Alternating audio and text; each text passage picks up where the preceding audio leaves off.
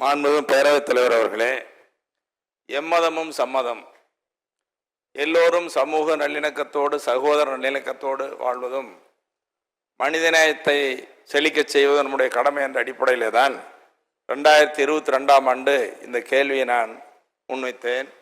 அந்த அடிப்படையில் இன்று இஸ்லாமியர்களின் புனித தலமாக வழிபடுகிற மசூதிகள், பள்ளிவாசல்கள் புனரமைக்கப்பட்டு வருகிறது. சில இடங்களில் பழுதடைந்த நிலையில் அப்படியே இருப்பதாக இஸ்லாமிய சகோதரர்கள் சொல்லுகிறார்கள்.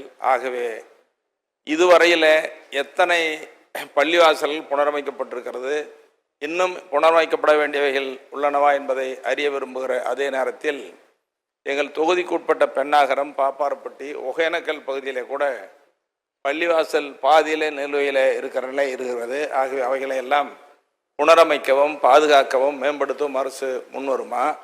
அதே நேரத்தில் தேவாலயங்கள், அங்கே 2016-17ஆம் ஆண்டில் அரசாணை வெளியிடப்பட்டு அங்கே பல்வேறு இடங்களிலே தேவாலயங்கள் புதுப்பிக்கப்பட்டு வருகிறது. இருக்கிற பாதிரியார்கள், அங்கே ஆயர் பெருமக்கள் எல்லாம் கேட்டுக்கொள்வது பல மானிய கோரிக்கை இல்லை. இது கேள்வி, இன்னொரு கேள்வி இருக்கு. ஒரு கேள்விக்கு பதில் வாங்கிட்டு அடுத்த கேளுங்க. தேவாலயங்களில் கட்டிடங்கள் இருந்தாலும் கூட அதை சுற்றி இருக்கிற இடங்கள் எல்லாம் பழுதடைந்திருக்கிறது. அவைகளெல்லாம் பழுது பார்க்கப்பட்டு சமன்படுத்தப்படுமா என்பதையெல்லாம் மக்கள் கேட்கிறார்கள். அதை அரசு நிறைவேற்றி தருமா என்பதை தங்கள் வாயிலாக அறிய விரும்புகிறேன். மாண்புமிகு அமைச்சர். மாண்புமிகு பேரவைத் தலைவர் அவர்களே, மசூதிகள் மற்றும் தர்காக்கள் பராமரிப்பதற்காக மாண்புமிகு தமிழ்நாடு முதலமைச்சர் அவர்களுடைய 10 கோடி ரூபாய் நிதியினை 21-22ஆம் நிதியாண்டில் 15 தர்காக்கள் 1,11,00,000 ரூபாய் செலவிலும், 62 மசூதிகள் 4,89,00,000 ரூபாய் செலவிலும், ஆக மொத்தமாக 22-23ஆம் நிதியாண்டில் நாகப்பட்டினம் மாவட்டம் பழமையான நாகூர் தர்காவுக்கு புனரமைப்பதற்காக சிறப்பு திட்டத்தின் மூலமாக 6 கோடி ரூபாய் வழங்கி தலா ஒவ்வொரு தர்காவுக்கும் 2 கோடி ரூபாய் என பகிர்ந்து கொடுத்து நாகூர் தர்காவுக்கு 2 கோடி ரூபாய் பகிர்ந்து கொடுத்து பணியினை நடைபெற்று வருகிறது.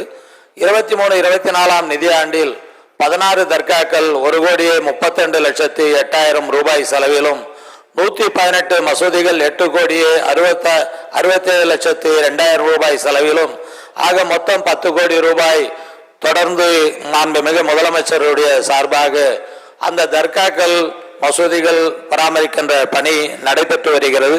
அதே போல உறுப்பினர் கேட்ட தேவாலயங்களுக்கும் 10 கோடி ரூபாய் வழங்கி அதை ஒவ்வொரு தேவாலயமாக தேவைக்கேற்ற மாதிரி அவர்களுடைய விருப்பத்தின் அடிப்படையில் கொடுக்கப்பட்ட அந்த மதிப்பீட்டின் அடிப்படையில் அதை தொடர்ந்து வழங்கி வருகிறோம்.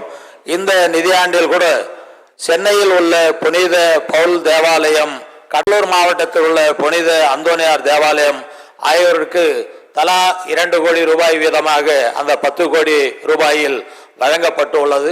அது மட்டுமல்ல, உறுப்பினர் கேட்டதை போல தேவாலயங்கள், பள்ளிவாசல்கள், தர்காக்களுக்கு சுற்றுச்சுவர் அமைக்கின்ற பணியை கடந்த ஆண்டு 2 லட்சம், 3 லட்சம், 5 லட்சமாக இருந்த அந்த நிதியினை இப்போது மாண்புமிகு முதலமைச்சருடைய கவனத்திற்கு இட்டு சென்று 10 லட்சம், 15 லட்சம், 20 லட்சம் ரூபாய் வழங்குகின்ற பணியும் நடைபெற்று வருகிறது. அதே போல அடக்க ஸ்தலத்துக்காக அரசு சார்ந்து இடம் ஒதுக்கீடு செய்வது, அது மட்டும் அல்லாமல் தனியார் இடத்தை கிரயமாக பெற்று துறை சார்பாக அந்த அடக்கஸ்தலத்துக்கு கபரஸ்தான் மற்றும் அடக்கஸ்தலத்துக்கு ஒப்படைக்கின்ற பணியும் தொடர்ந்து நடைபெறுகிறது. மாண்புமிகு முதலமைச்சருடைய கவனத்திற்கு எடுத்து சென்று மேலும் பல்வேறு மனுக்கள் வந்துள்ளது.